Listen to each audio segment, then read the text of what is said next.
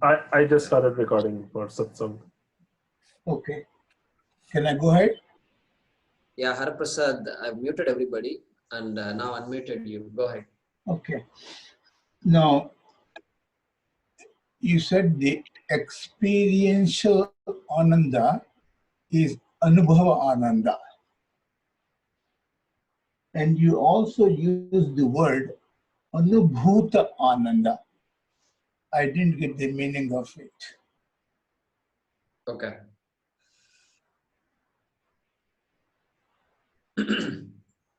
Yeah.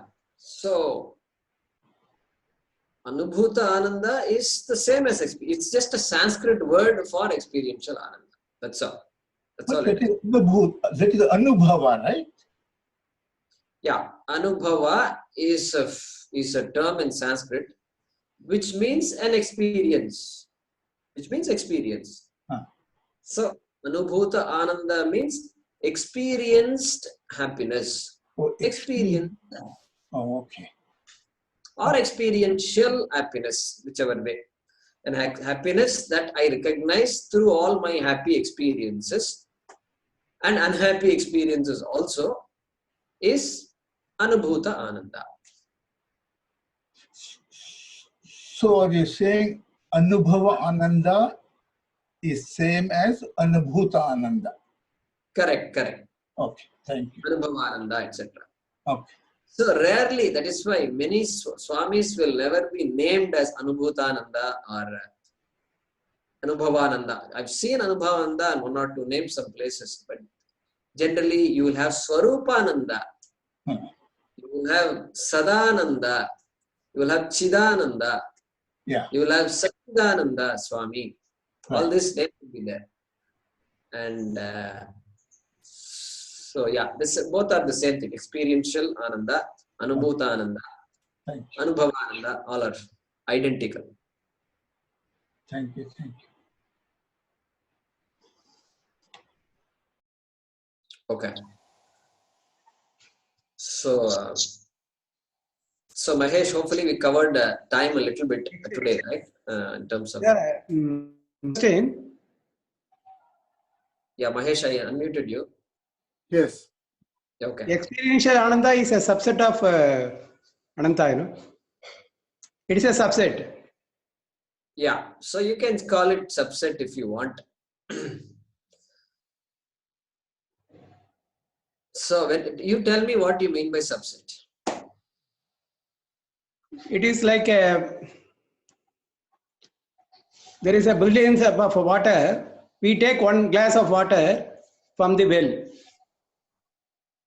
There is a well, there is a lot of water. We take one and we study that and we come to some conclusion. It is not so of the entire well. Only top layer may be having these characteristics. Good. Okay. So which means what? What is the implication you are making by that? No, it is also same, but it is not the same. So It is also same, but it is not the same. It is a subset. If some conditions are met, that is sigma 0 to infinity something, minus pi to plus pi like that. If that condition is met, this Ananda is same as that Ananda. If it is not there, this Ananda is not there, that Ananda. okay. So I'm going to mute you now.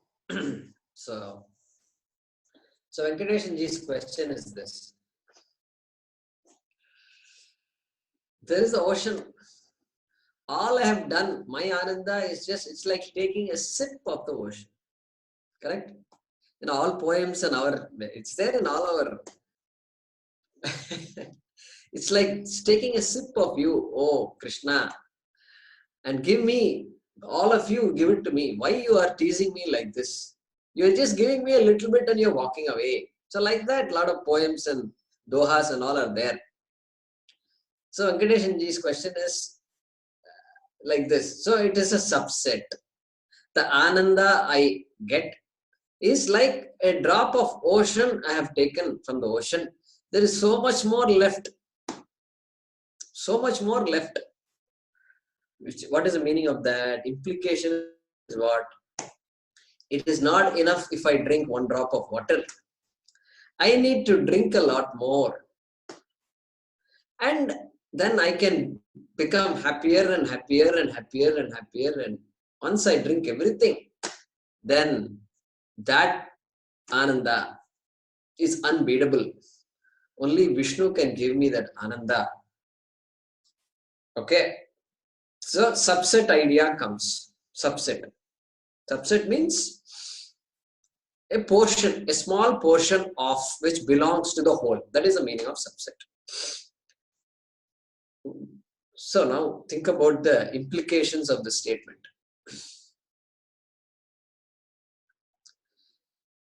What Vedanta is saying that is that the Ananda that is me is what sustains the whole world of Ananda. That Ananda is not coming from outside. Really, it appears as though when I drink that drop of water from the ocean, I'm getting this Ananda. If you take that track, then what you're saying is right. If one drop of Ananda gives me so much happiness, hey, if one golden ring gives me so much happiness, 10 golden rings, imagine how much happiness it can give me. It can give me 10 times the happiness. Okay. The owner of this store, Swami Jewelers, there is a store here called Swami Jewelers. And the whole store is full of jewelry. And his number of floors also, every year it is adding one floor to his building. So now you can imagine. Therefore, my thoughts are going wild and say, if I get more gold, I will be happier. I must be happier. So I will caution you now right away. I will caution you right away. After all the analysis we have done, we are not talking about a quantity. We are not talking about something that is additive. Okay, let me use different words. Additive means what? If I put one pinch of salt in sambar, it is going to be something. If I have a doubt, I can put another pinch of sambar. The saltiness will increase. Salty taste will increase, and if I put a little more, it will go up even more. This is not the Ananda we are talking about. Okay. Therefore, the subset idea is a manner of speaking. It is a manner of speaking saying, hey Bhagavan, you are so big. Who am I? Who am I to understand you? Who am I to, I am just a beggar. I'm just getting a few pieces of this Ananda. Like that we say. That is okay. So it's a nice poetical way of saying it. But remember one thing, Venkateshanji, you are Ananda. The Krishna you are worshipping also is Ananda. And both Anandas are identical. Both are Sat. Both are Chit. Both are Ananta. Experientially, there is all these gradations. But remember, the Ananta is identical. That is why the Jiveshwara Aikyam, later on we will talk about the identity of Ishvara and Jiva. I think that's the grand equation that anybody can even talk about. So I'll stop with that now. But so that's an orientation, Venkateshanji. I just want to caution you. Yes, in a way, it is called subset. But no, I told about experiential Ananda. Suppose I get something, I go to a movie, I get Ananda. This Ananda is also same as that Ananda, but this is conditional. Conditional Ananda, I can accept it. But when you give the example of the ocean, then the implication becomes, if by seeing a movie I can get so much Ananda, then what? What is the implication of that? Does it mean I must go on seeing movies? I mean, it begs a question. It begs a question when we say that. Yeah, it doesn't mean that if I see so many if I see 10 more movies, I'll get more ananda. That is not true. Correct? That is not true. If I am happy having one child, am I going to be happy having 10 children? Not true, not a true statement. So we just have to be clear about that.